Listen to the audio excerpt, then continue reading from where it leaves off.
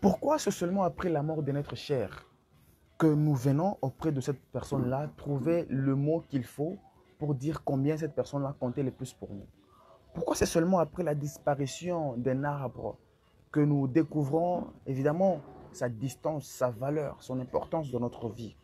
Pourquoi seulement après la disparition d'une chose qui comptait le plus pour vous, d'un emploi peut-être, d'une femme de votre vie, d'un homme de votre vie, que vous venez de réaliser que cette personne était la personne là que Dieu vous avait décrit, c'est pas moi, dans votre vision ou dans votre songe.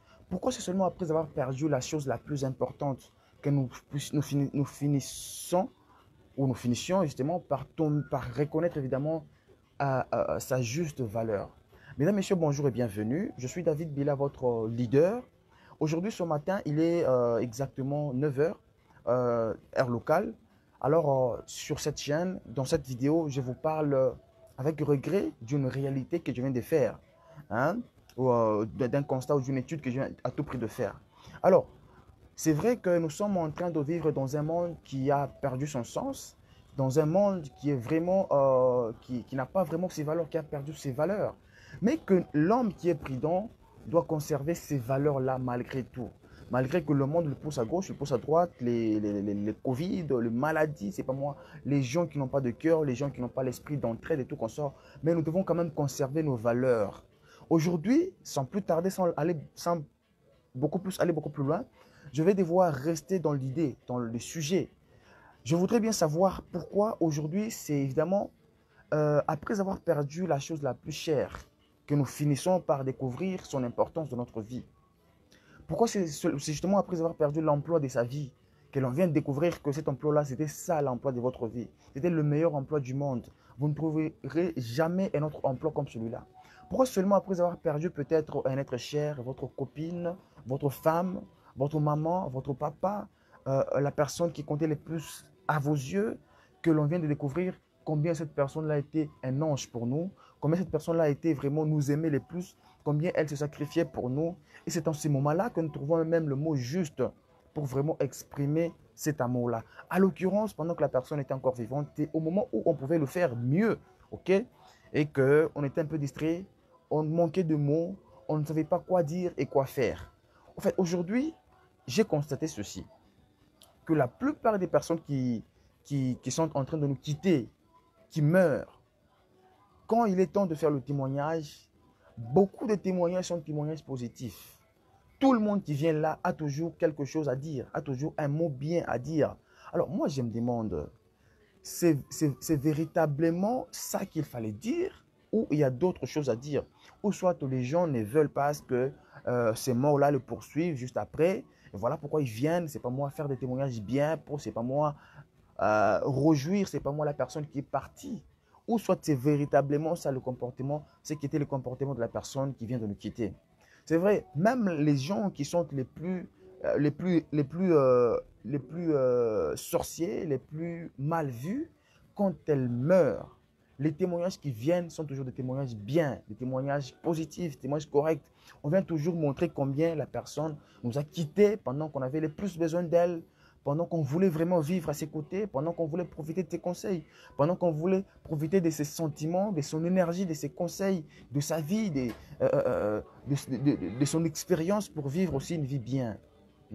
C'est vrai, la réalité ou la vérité, elle est tout autre. On est en train de voir qu'il y a des gens, c'est pas moi, qui sont orgueilleux, des gens qui n'ont pas l'essence de vivre, qui ont des fausses valeurs. Hein. Donc leur présence, c'est pas moi, ça gêne les autres. Mais après la mort, c'est au moment où on trouve les mots qu'il faut pour flatter, c'est pas moi les gens qui nous entourent, pour flatter le corps qui est juste là, puisque la personne, ce n'est pas celle qui est là. Hein. La personne est déjà partie, l'esprit est déjà parti. Ça, c'est juste le corps, l'enveloppe qui est restée. Au fait, mesdames, messieurs, très chers amis, très chers leaders, très chers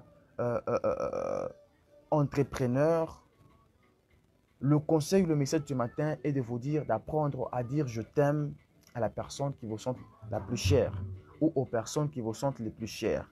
Apprenez à dire je t'aime à votre papa, à votre maman, à votre fiancé, à vos amis, à vos soeurs, à vos frères, à tout le monde qui compte le plus pour vous, à vos employés les plus chers, aux amis de service, aux nouvelles connaissances, aux gens qui font quelque chose de bien dans votre vie, qui vous apporte un plus dans votre vie, aux gens qui viennent vous accompagner dans le moment le plus sombre de votre vie. Apprenez, bref, à dire je t'aime aux personnes qui jouent un rôle important dans votre vie, aux personnes qui vous touchent, aux personnes que vous aimez réellement. N'attendez pas seulement la mort d'une personne ou de notre cher pour venir lui dire combien cette personne-là comptait le plus pour vous ou à vos yeux. S'il vous plaît, apprenez à dire cela. Apprenez à dire je t'aime. Moi, je me rappelle, il y a un certain moment, j'étais souffrant, j'étais un peu malade. J'ai passé beaucoup de temps. J'ai quand même informé des amis que je ne me sentais pas bien. Alors que après mon rétablissement, c'est le moment où un ami est venu me dire, David, comment ça va? Mais je lui dis que je suis convalescent là. Ben, je vais quand même bien, j'étais malade, mais sinon là, ça va. L'ami m'a dit, ben, je ne savais pas, c'est vrai que j'étais malade, mais je lui confirme, mais c'est vrai, je te dis vrai. Mais sinon là, ça va, pas de problème, t'en fais pas. Non, telle personne m'avait dit, c'est un ami qui était, non, telle personne m'avait dit que tu étais souffrant, mais il nous avait même demandé de pouvoir venir te voir. Mais je lui dis, bon, c'est bien en tout cas, mais cette fois-là, je suis déjà guéri, je suis déjà en forme. Vous savez, il y a des gens à qui leur faire du bien, leur faire du mal, ça vaut absolument rien. Il y a des gens, en tout cas, bon, n'est pas venir me voir, ça ne change rien. Venir me voir, ça ne change absolument rien, ok? C'est vrai, c'est la gratitude, ça va fortifier la personne, ça va motiver, mais n'est pas venir me voir, ça ne me bouleverse pas, ça ne me change pas, ça me change absolument pas, ok? Mais il y a des gens, quand vous ne venez pas le voir, ils vont faire des notes, ils vont écrire dans les livres, ils vont dire non, telle personne n'était pas venue me voir.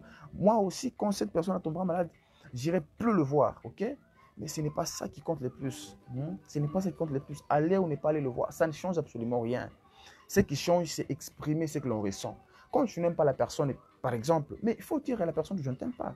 Peut-être dire je ne t'aime pas, pourquoi? Parce que tu es orgueilleuse. Je ne t'aime pas parce que tu es tu es égoïste. Je ne t'aime pas parce que tu aimes vivre en solo. Je ne t'aime pas parce que tu es comme ça, comme ça et comme ça.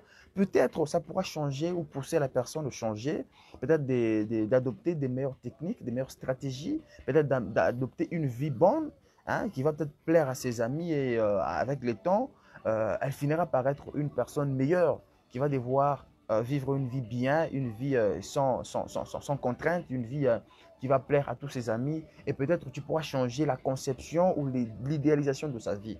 Ok, donc le plus important, dites ce que vous ressentez. Vous aimez la personne, dites je vous aime, pas flatter. Vous aimez la personne, dites je t'aime parce que tu es comme ça, tu es généreux, tu es compatissant, tu es bon, tu as beaucoup d'amour, tu partages beaucoup d'énergie, tu me conseilles bien, tu es la personne que je recherchais. En tout cas, tu remplis beaucoup de critères qui me sont les plus chers et tout cela. Quand tu n'aimes pas la personne, il faut également dire, toi en tout cas, ce que tu fais, bon, il faut savoir comment le dire, hein. Sinon, il y a des gens, quand tu lui dis la vérité, je pense que vous allez vous tirailler, vous allez même finir par vous donner des coups. Je me rappelle, il y a une personne qui, à un moment donné, euh, elle avait fait un truc là qui n'était pas bien. J'ai vite fait réagir, non, ce que tu as fait là, c'est pas bien. Euh, C'était pas bien, ok? J'avais juste réagi directement. La personne a pris la parole pour me dire, en fait, je n'aime pas qu'on me dise la vérité. Elle s'était énervée, je n'aime pas qu'on me dise la vérité. J'ai vite compris que c'est vrai qu'il y a des gens qui n'aiment pas ça. C'est pas une personne, hein. Beaucoup de gens, surtout les filles. Elles me disent, j'aime pas qu'on me dise la vérité comme ça en face. Ça me fait trop mal, ok? J'aime, mais en fait, j'ai vite compris qu'il y a des gens qui aiment qu'on le flatte. Mais flatter, flatter, flatter, mentir, mentir, mentir, il en reste un. Le plus important, c'est malgré que la personne aime qu'on la flatte, trouver un moment, trouver des mots qu'il faut, trouver le calme, trouver une stratégie pour pouvoir justement s'exprimer, dire à la personne ce qu'elle est exactement. Je pense que ce serait une très bonne chose et peut-être la personne pourra bien prendre cela et ne pas s'enflammer, ne pas se mettre en colère. Voilà, c'était ça la leçon de ce jour du matin, la capsule du matin, avec votre humble serviteur David Bila. J'aimerais bien vraiment souligner ce point-là, ok? Quand vous avez de l'amour envers quelqu'un, il faut le dire. Vous êtes fille, vous êtes garçon, il faut le dire, je t'aime. Comme déjà, il y a des gens qui sont en train de comprendre cela et ils sont en train de mettre ça en pratique. En tout cas, c'est encourageant. Quand vous aimez une personne, il faut dire je t'aime.